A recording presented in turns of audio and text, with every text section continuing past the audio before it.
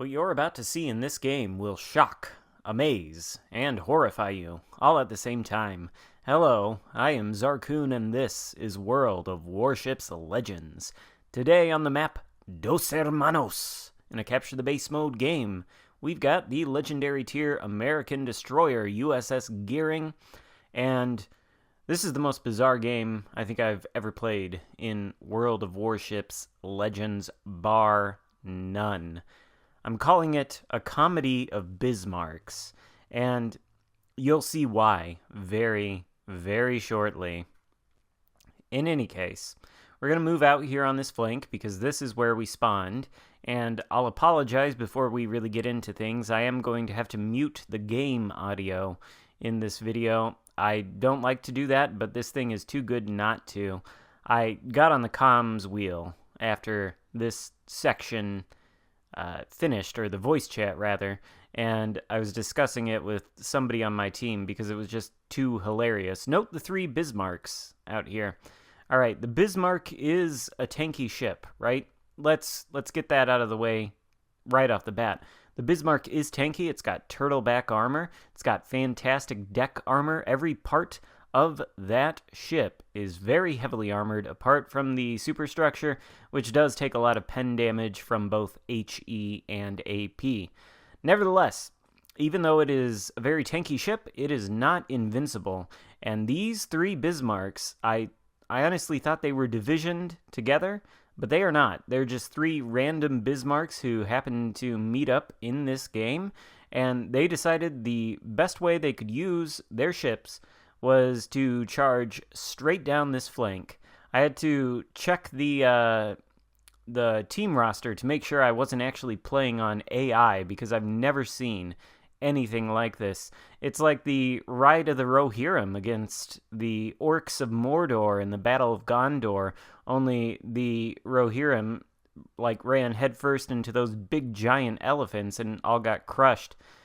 It's just so bizarre. This is not what you do with your battleships on Two Brothers. You absolutely cannot make a charge like this in the beginning of the game. These 3 Bismarcks are not only charging into me, a destroyer, but I'm pretty sure there's a Le Fantasque or some sort of destroyer out there to the left of the screen who's also launching torpedoes at them and shooting at them. And plus there are at least 2 battleships and maybe a cruiser directly in front of these Bismarcks, and they're laying down fire. And these guys are not bots. These are real players who really made this decision. As you can see, they've gained some ground, so I had to abandon my smoke screen since the Bismarck does have the sonar, and these guys are capable of spotting me with that sonar inside of the smoke. Don't want that to happen. We don't want any unforced errors going on here. But you can see how much health they've lost, and there goes the first one. Oh, it's actually a Lightning, not a Le Fantasque, and he gets a double strike on the 2 Bismarcks there. I think this is the guy I actually got on the voice chat with, and we had a good laugh about these Bismarcks doing this. And I'm not showing you this to make fun of these players or pick on them, and I don't want them to feel too badly about their performance should they happen to stumble upon this video and see this. But if they do, I would just like to advise you, do not ram your Bismarck down the enemy's throat like this, because as you can see, there is absolutely no gain. All 3 of these Bismarcks are now dead within the first 4 minutes of the match, thanks to me, the Lightning, and these 2 battleships and cruisers. And now the Khabarovsk. He has seen the Bismarck's performance, and he thinks he can one-up them, I guess. He's coming in for the charge as well, and we're able to take him out there, get the killing blow with our guns. The Alaska, or rather that battleship over there, I don't know what it is, he smiles with glee as we completely annihilate this flank for no reason other than they just decided it would be a good idea to push out. And right about now is when I'm thinking about getting on the team chat and asking everybody else, did they witness what I just witnessed? Because holy crap. 2 brothers, Not a good map for battleships to charge down the flanks like that, at least not so early in the game. You gotta have some intelligence there. You gotta know what's on the flank awaiting you. Really, you should be playing as far back as possible while still getting your guns in the game and angling against the threats over there. Let your destroyers go out, do the spotting, lay down some torpedoes, etc. Get things cleared out before you make a crazy charge like those Bismarcks did. Anyway, on to the rest of the game. We notice Twist and Track is sort of pointing at this island here, which indicates to me that a destroyer is likely coming down the center channel and wants to get inside of our base. And that's precisely what's happening. You can see the cap is starting to turn red. So there is indeed a destroyer here. It can only be one of two of them. I don't know exactly what the other destroyer is. I can't remember from taking a glance at the roster. Yeah, Shima or Lightning. One of the two. Either one, the gearing should be able to completely demolish in a 1 versus 1 gunfight, as long as torpedoes don't get involved in the equation. And we can see that the destroyer is smoked up in the mouth of the channel here. Again, it could be either the Shima or the Lightning, and either one, I'm not worried about taking them on at all. But notice this, a single torpedo. It's the Lightning. How did he know where to launch these torpedoes? I'm not sure. I think it was just a really good educated guess. Unfortunately for him, his educated guess is not really coming close to killing me. We spot him there through the smoke as it dissipates. He continues to launch torpedoes, but there's enough of a gap between the dangerous metal fishes for me to slip through unscathed. And now the Lightning reverses around the corner of the island there. I'm the only ship right now that he can detect, as far as I can tell.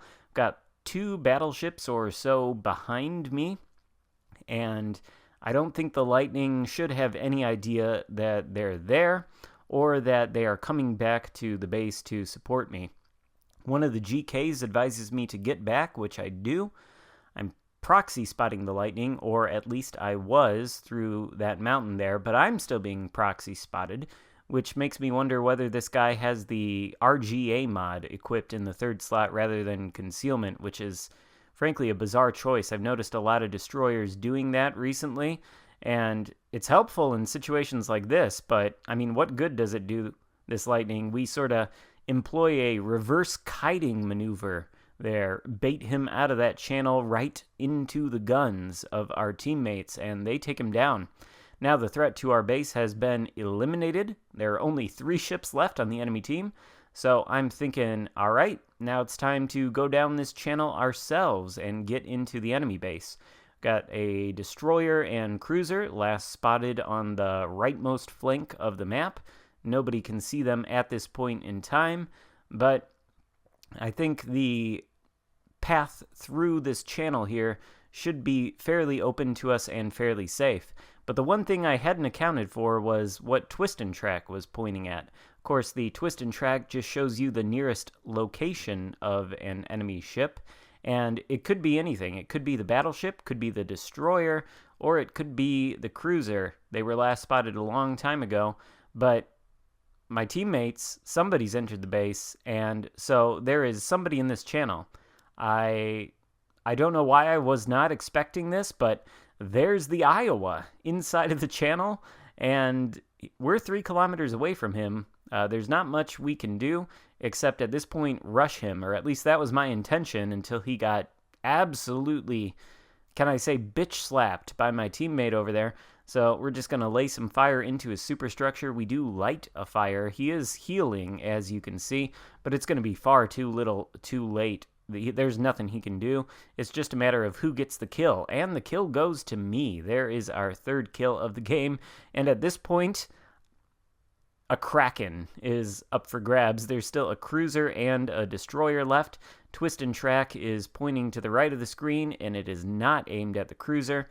So, that means the destroyer is closer than 11 kilometers to us, and he's probably headed back for his base in order to defend. Why I couldn't read Twist and Track going up that channel correctly, I don't know, but we spot the Shimakaze. He's essentially a one-shot kill, and we were able to take him out in one shot. There's 4 kills. That just leaves the Suzuya. There's a possibility that Shima launched some torpedoes before he went down, but I highly doubt it. And even if he did, we're sailing well outside of their path at this point. So with nothing left to lose, we're just going to open fire on this Suzuya and hope that we can get the Kraken.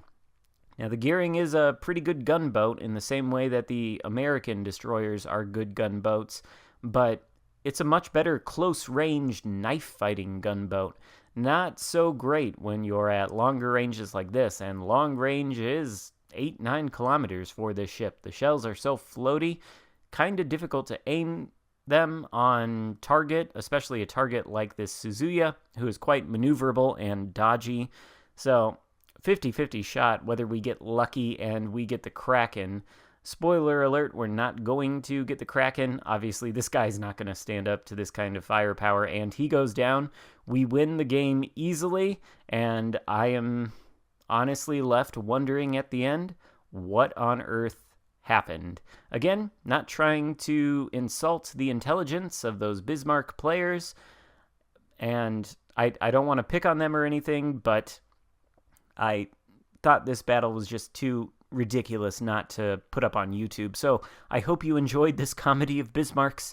If so, give it a thumbs up. Thank you so much for watching. And by the way, we are closing in on 4,000 subscribers slowly but surely.